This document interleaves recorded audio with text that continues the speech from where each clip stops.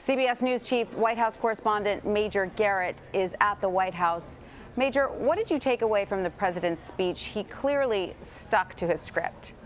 Well, yes, he did. 90% recycled, 10% new. So let's go with the 10% that's new, or that is more detailed than the president or his advisors have been about national security threats and how this country, under the Trump administration, will seek to confront them. More specificity about Russia and China than you've ever heard before, calling them rivals that will try to compete with the United States, possibly over territory, certainly over economics, and other larger issues. One thing that's also new, referring to space as a frontier of competition against Russia and China and anyone else who may want to compete with the United States there.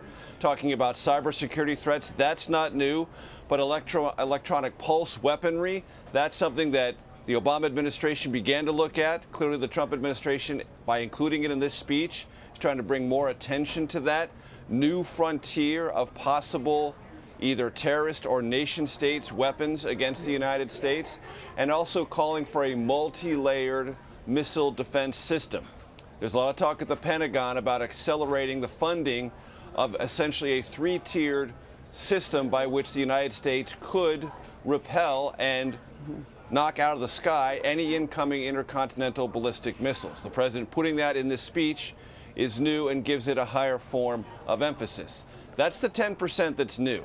All the rest of it is recycled campaign rhetoric or things that he has theoretically prioritized in his first year but has yet to even start work on, like infrastructure. Right. The president started the speech talking about the need for infrastructure. He's been president since January 20th. I was on the campaign trail with him for 16 months. Heard him refer to the imperative of spending money, and lots of it, on infrastructure, and right away.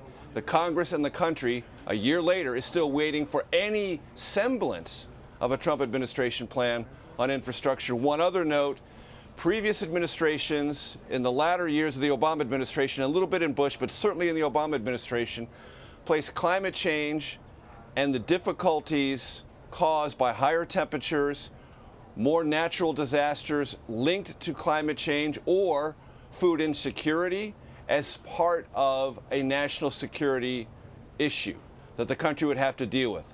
Quite clearly, the Trump administration does not put climate change or any of the long-term consequences of it in a national security paradigm at all, and that is a shift. All right, so let's bring in now Markos Kounalakis, a foreign affairs columnist for McClatchy News and a Hoover Institution visiting fellow.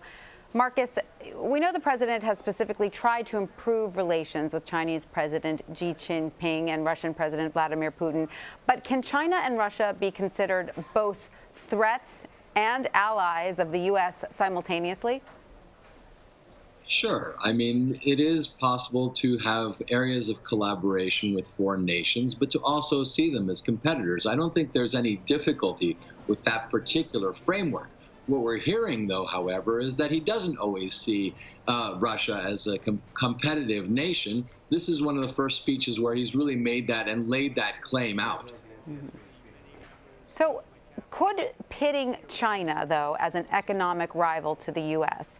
impact their cooperation when it comes to dealing with North Korea? Unlikely. I mean, China has not exactly done very much up until this moment, as far as we can tell. The president and the U.S. are putting on an enormous amount of pressure into the international community, onto North Korea itself.